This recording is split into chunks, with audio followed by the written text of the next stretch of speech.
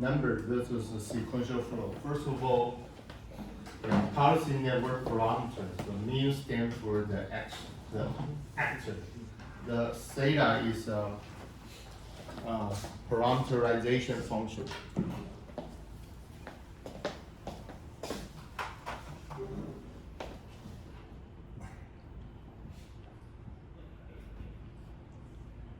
Parameterization function.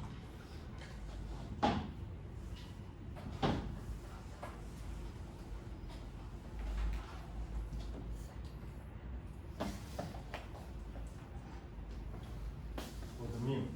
Okay, mu is related to the actor. So that is used to judge how well the actor is provided. One, this is AT. So from here, and the AT is the environment, and the run-to-run control model is the equipment model I mentioned. All the elements that could realistically happen or taking place in reality should be included in the equipment model. So two. So there's a two. The R stands for reward. The reward. So like this, into the environment, to the environment respond with the reward based upon the current state and current actor. ST stands for state.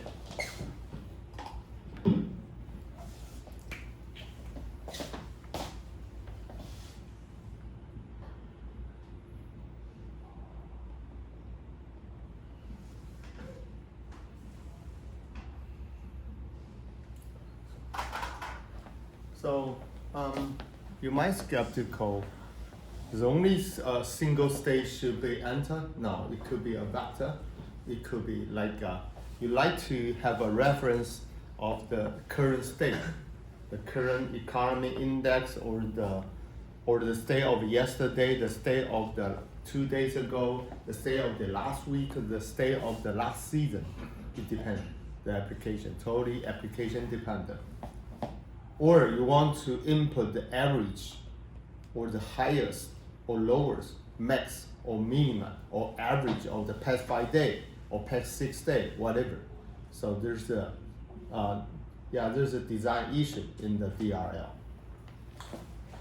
Then, okay, so this state here, reward function, and the actor is right here. The reward function is provided or just responded to the environment, and this ST into that too. There's a 4 deep networks. So policy network and the evaluation network. So this is the actor created the Q value or utility function for critic evaluation the network parameter. So Q is only for critic evaluation. Mu is for policy gradient. So there's a 1, 2, where the 3. Okay, so to here, then we like to have a counseling. So we like some suggestion from the counseling committee like this. So this is experience replay memory. So this is a stored. So that's why we have a reward state and actor. So going to store into the repository or call the experience buffer. However, there needs to be a capacity. There's for the purpose of the efficient storing or efficient reparameterization.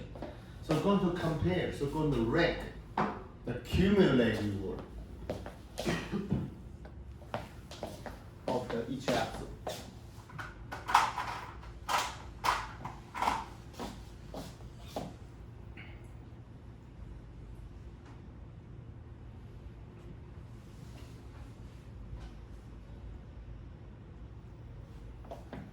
Yeah, the cumulative reward. So for this one, this is really valuable to be stored in the experience. So we're going to rank it. If it is a this is a greater than, for example, only 100, the n equal 100, n 100 runs. So it's just compare the lowest with the lowest cumulative reward. If it is performed greater than the lowest one, it will replace and then rank it again.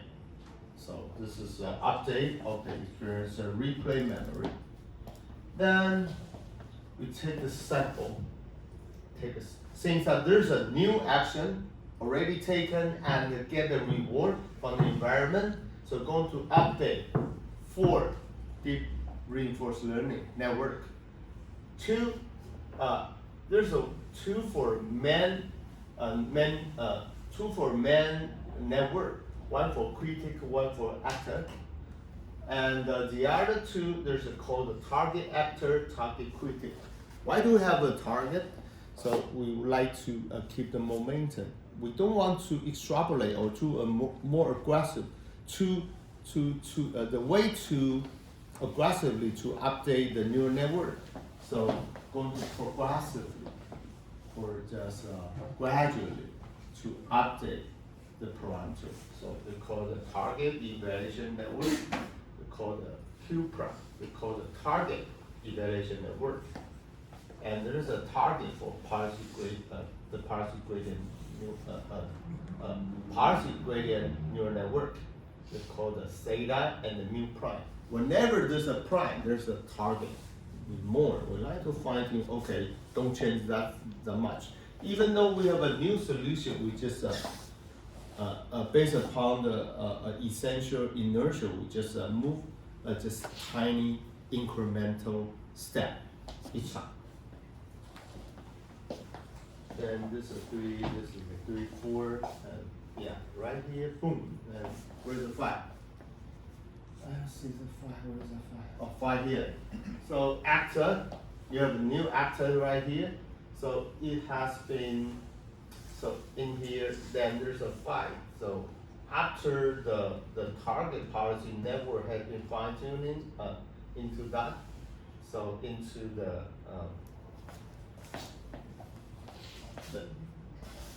T plus 1. Then we have a 1. So there's an actor and the reward given. So this is an index. It is added by 1, the 5 into that, and 6.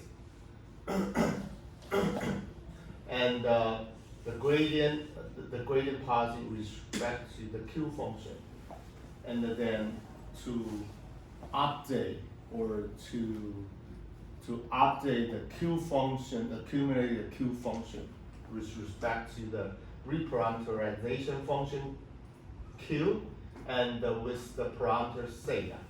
And then we update the theta, take the first derivative and use, and then, and the numbers, this is 7, and where's the 8?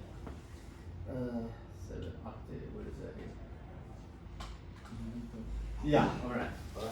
Whenever is updated the gradient and the transmitted, since we already evaluate the last actor is good or not, and we take the approximation and then approximation of the cumulative reward, and then information going to the gradient with respect to the AT, then take the first derivative gradient with respect to the reparameterization function of the theta with respect to mu.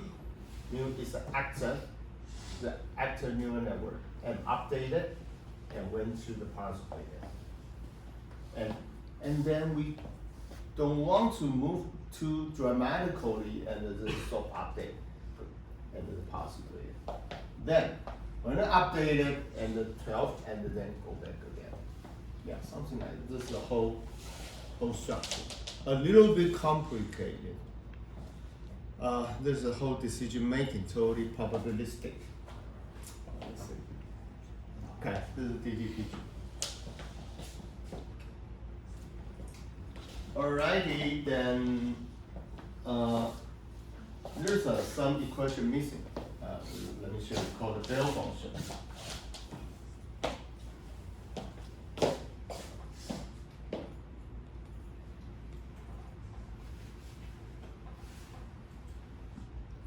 这个就头大。看到这个就头大。不会啊，我就验证12个键。那12个键，那12个键，就头不会痛，就会键了。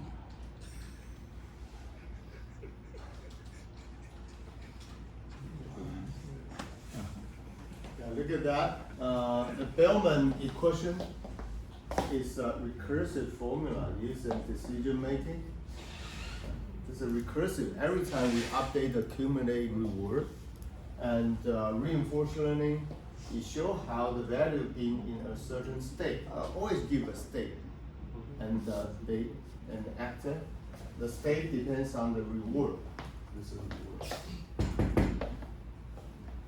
And the receive from the value of the future state. Right?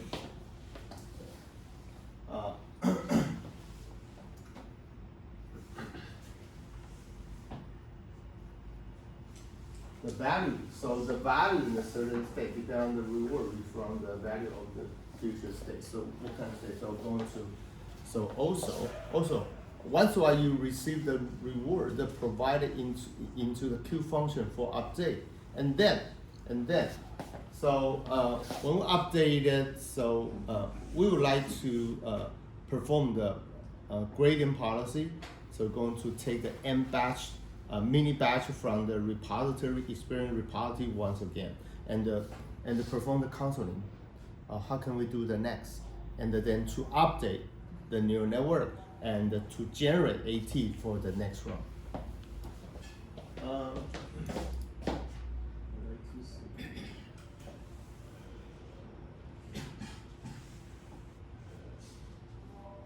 Yeah, this is a Bellman function. So now let me see. This is more related.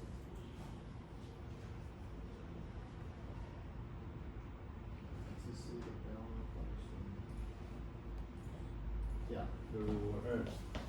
The equation is broken down into two parts. The first one, reward, earned by the agent taking an action. Whenever the agent is given an action in the recurrent and the current state, the value function of the next state is the agent transition to.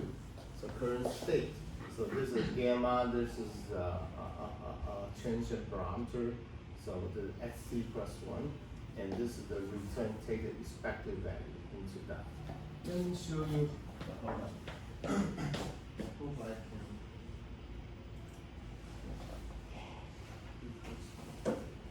No, it's not in here. It's not in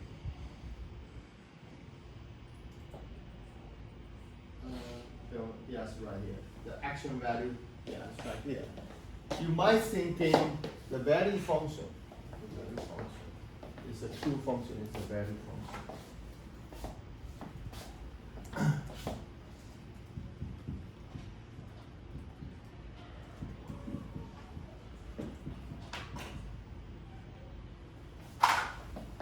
So value function provide us an estimate of the reward and in the state. So this is the Q. And then there's the current one. No, this is take the exploitation of the T plus 1. And we wish this is the value function. And then earn in the state and the agent's performance. But no action specific information. So actually we don't expect what is the next action should be. We only base upon the value function. So it just state come into play. So there's a Bellman equation value action, the action value function. Yeah, let me give you, let me search the PPPG for that.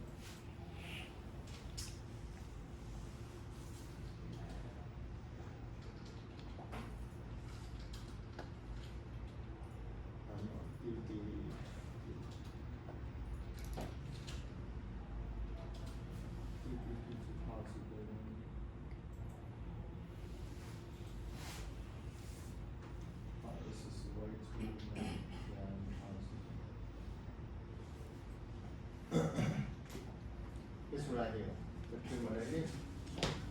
Yeah, this is a major two function. first of all, recalculate the Bellman equation describing the optimal actor value. Action is a policy gradient, value is a Q function. And the Q is a value function, state, and action. It is given by that, as I mentioned. So, as if P is a shorthand for saying there's a next state, and S prime the sample from the environment, from the distribution. So how can we emulate the distribution? We cannot interact with the environment always, so we build up our repository. So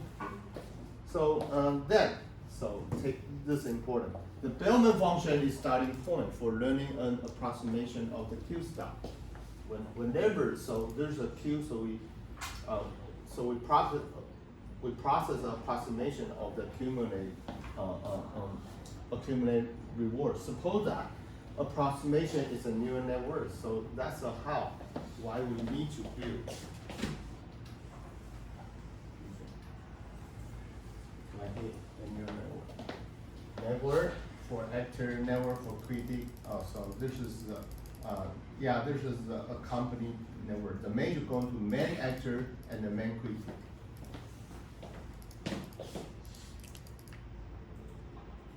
Okay, back to here. And suppose the approximation neural network, which the parameter is say the phi. And we have to collect a set of the D. So this is state, actor, reward, state, and the D. Where the D indicate whether state is terminal or not. So how long you're going to run the episode. So how many episodes? So we can set up a mean square Bellman arrow. So this is the current, this is approximate, take the square root. So that means there's an L. L means the loss function. So does it really reach the target? So take the mean square arrow. So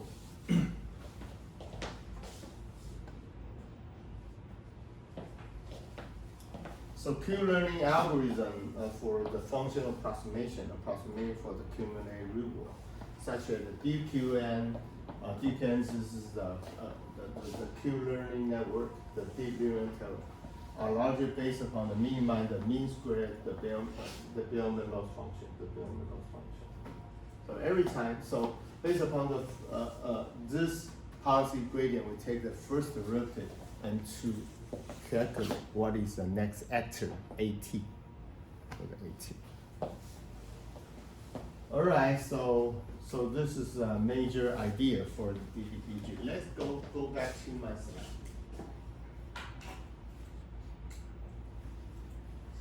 Yes. Okay, so we've done this one. Sample the end transition. So we need to know the distribution. We cannot build the distribution. However, we can build up the archive.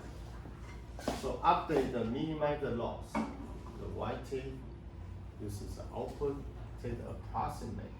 The Q functions, the current state, and AT. Take the this update the policy gradient. Take the first derivative, and then. So this is update the policy gradient. The policy using the sample policy gradient. And then the main function for critic, the main network for the policy gradient, then we also update the target network. So this is quite, so we use this is quite small, 0.001. So we keep the momentum on the original state, just move a little bit. Since that's a how. Since we use this value, this a very small value, that means we need more simulation. Like in my experience just last year, we just trained them over the 1 million or even couple million times, or million runs. Okay. So this is called a soft update. We're going to keep the momentum, do not move too dramatically or drastically. So this is something I already mentioned.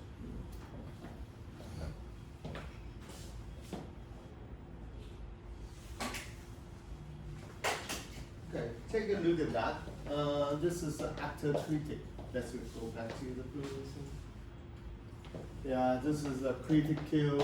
First of all, you have the AT, and the AT is the actor. You're going to send to the critic to judge how good it is, and give the Q function. Or you give the Q function, to calculate what is a possible actor for the next move.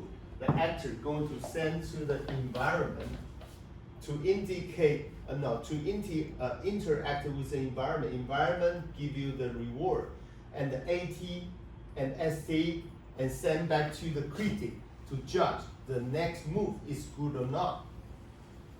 And give the Q function, based upon the Q function, take the policy gradient and take first derivative of gradient policy to generate the actor next one, and go back to the environment from time to time. Or is always a recycle? Now, called the iterative, not recycle, iterative. 迭代，对，变迭代，迭代。 Yeah. So the key going to how you design the reward function, how you design the state, how you define the repository.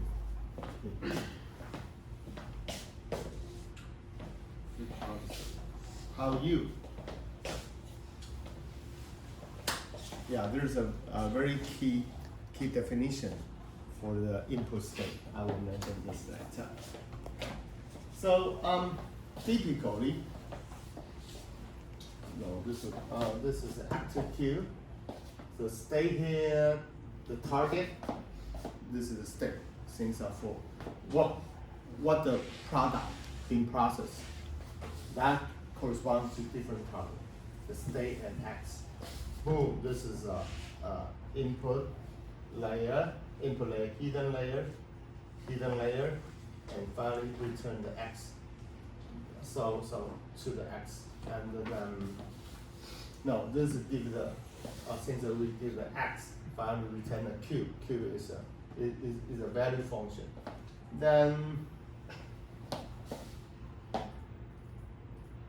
okay, this is Q, and proceed to the Bellman equation for accumulate reward approximation. Then right here, actor state, the target state and X, and into the inner layer 1, 2, 3, and provide the actor. What is the actor? Provide what is the provide action in order to control the run-to-run process. So always provide the Q value. This is the Q value back here for the policy gradient. Okay, there's a key question worth discussing.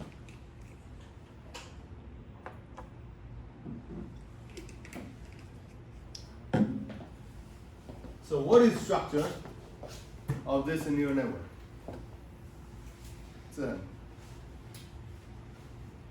What is a neural network? What kind of neural network it is?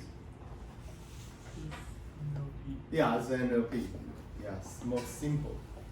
The simplest form of the NLP.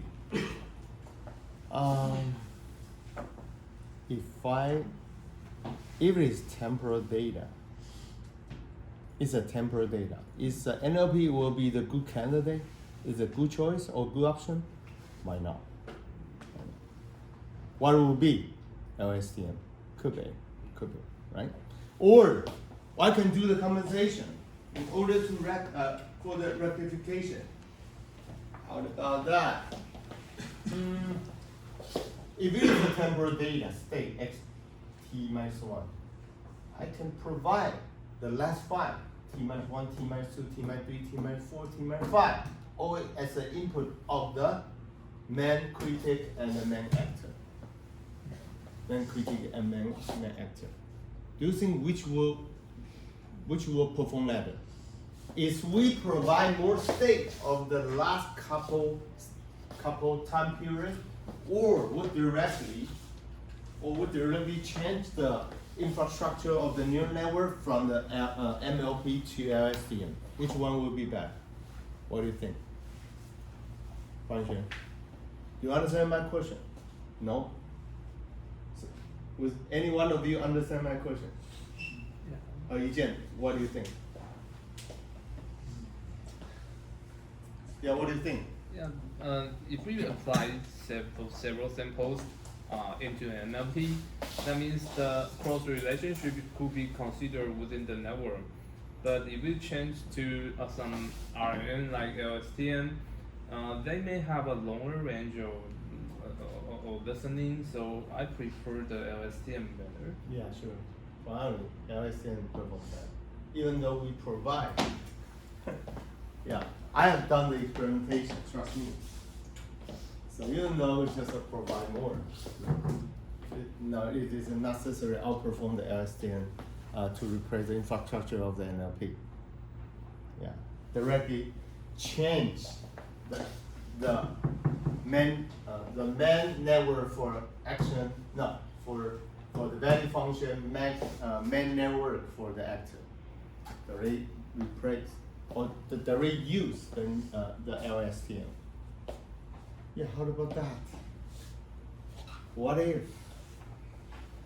the control? No, this is future research. This is future research. I'm not starting yet. What about that? We're going to control.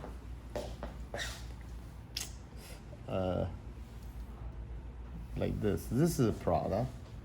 This is a multiple input and multiple output called the MIMO system.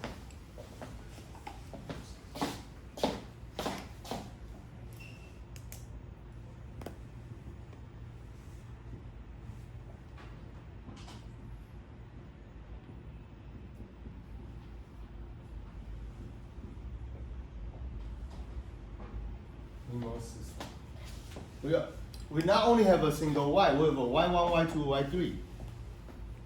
So we like to investigate the relationship between different Y and different X. Now we have only X. So we have a multiple X, we have a multiple Y. Then what kind of the infrastructure of neural network would be a good option? I suggest you use an encoder. Use an encoder of transformer. Could be. Yeah, they already use a transformer. No, don't worry about that. It sucks, right? Yeah, use a transformer encoder. No, this is my conjecture. It has not been validated. It could be a good research topic. Use an encoder of transformer. Yeah, this is a good paper. It should be not good, but good research. Good research. Yeah, I just think of it. Every time I lecture, I think of new things. Yeah, this is how I enjoy lecturing every day. No, not every day. Every time. No, yeah, every time. Once a week. Yeah, that's good. That's good. Wow, this is a DDPG proposed function. When you look at this illustration, what do you think of? Control charting, SPC. Since my background is industrial engineering, I work on SPC. It's by nature.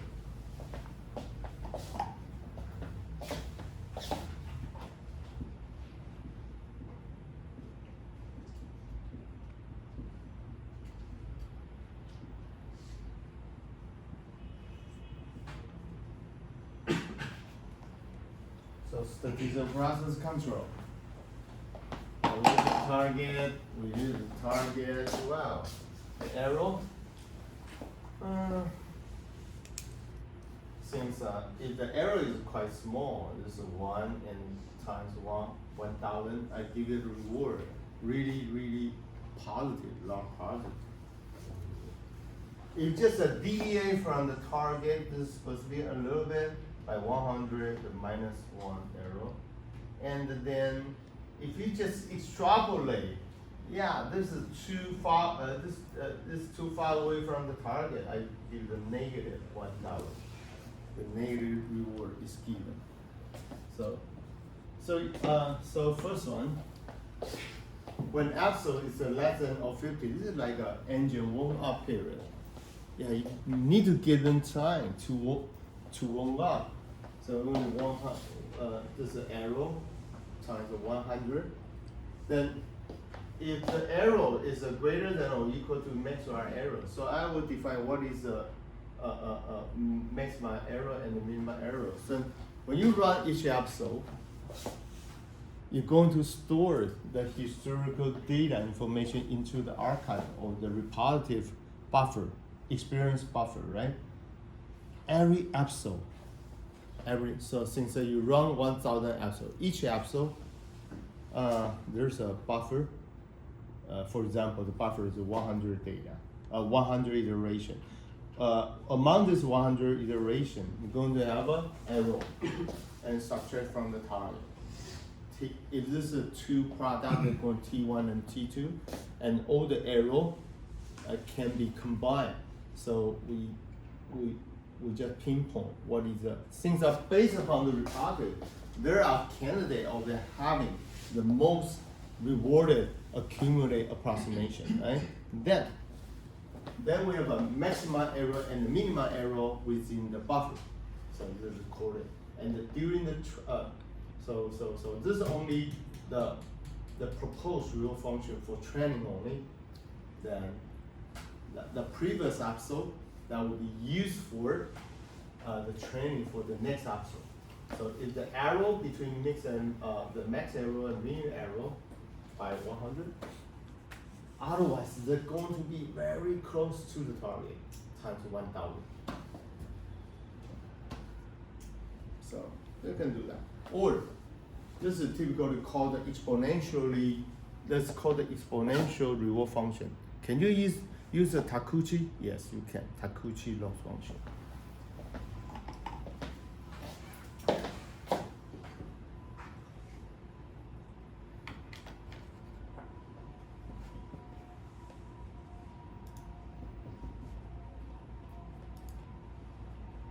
Takeuchi loss function like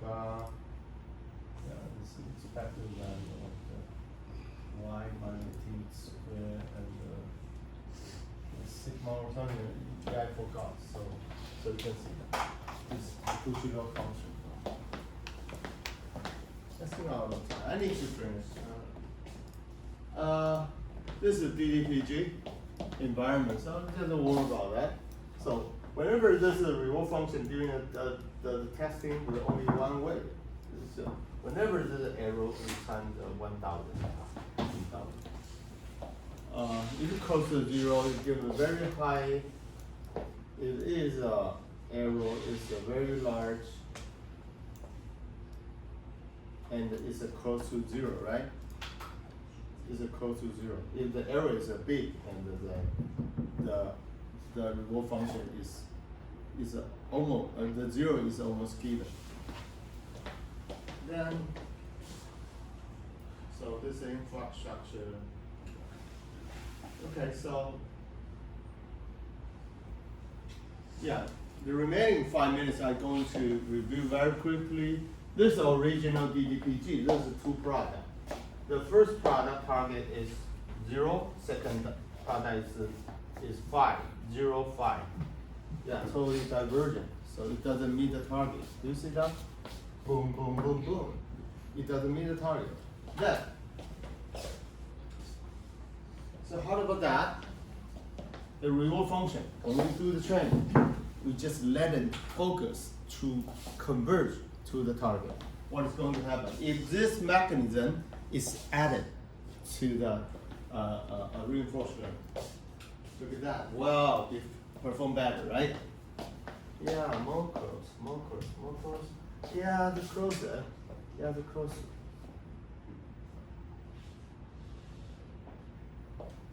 Yeah, something like that. Yes. Yeah, it's close to the target. Close to the target. And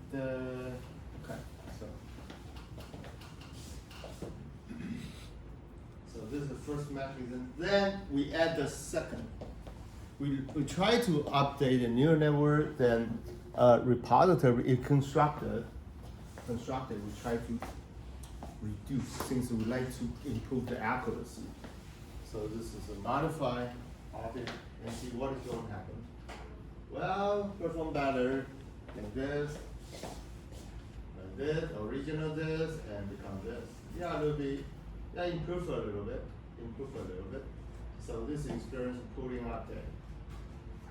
And then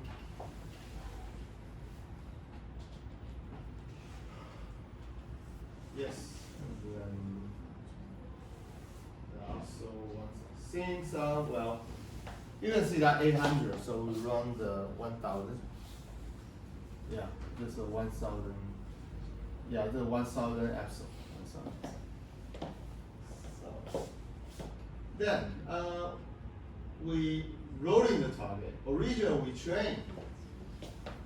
we train 0 and 5. 0 for target product 1, 5 for product 2. We only train this, however, we don't see. Let the reinforced learning to see other target value. So we restrict their eyesight only to the 0 and 5. No, it is not good. We need to give them more degree of freedom to see beside, extrapolate outside of the domain from 0 and 5.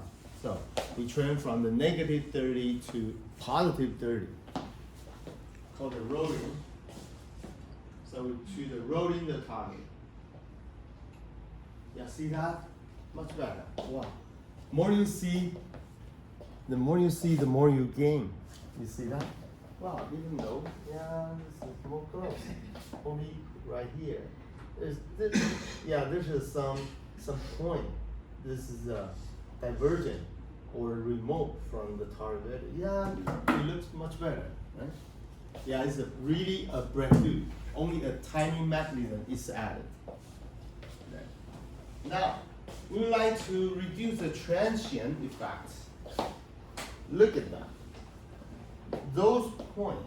So this is cycle 0, prod P1, P2, cycle 1, P1, P2. When you look at that, why this is the off-target responses is taking place? Since we take a state of the previous run. Previous run is product 2, not product 1. So we would like to recall the same product of the last cycle of the last run. The last run of the same product of the last cycle. So the state should not right here. The first run of the next cycle, the P1 should recall the last run of the same product of the previous cycle. So do the recall. The last run of the same product. It makes sense. Otherwise, this is P2, this is P1. They are sheer different. That is two sides. Boom. Yeah, this is recall from here, this is recall from here. Yeah, it has sense, right? Yeah, there's a final result. Look at the beauty. It converges. Yeah, this is warm up. This is initial transition. 0, 5, 0, 5, 0, 5, 0, 5. Yeah, what a beauty. The reinforced learning. Okay, I stop here. So next week, we return back to the GAN. Yeah, I hope you like it. This is really useful. Particularly, this is quite advanced deep learning methodology. Okay, see you next week. This is a PPT, so professor have this paper. I have a paper. Okay. I have paper. I will send you later Okay. since I think I under the second revision. The almost published. Okay. Almost published in the IEEE transactions. So Thank you. I will send you later. 네, 이해도 좀 해봤네. 이해도 좀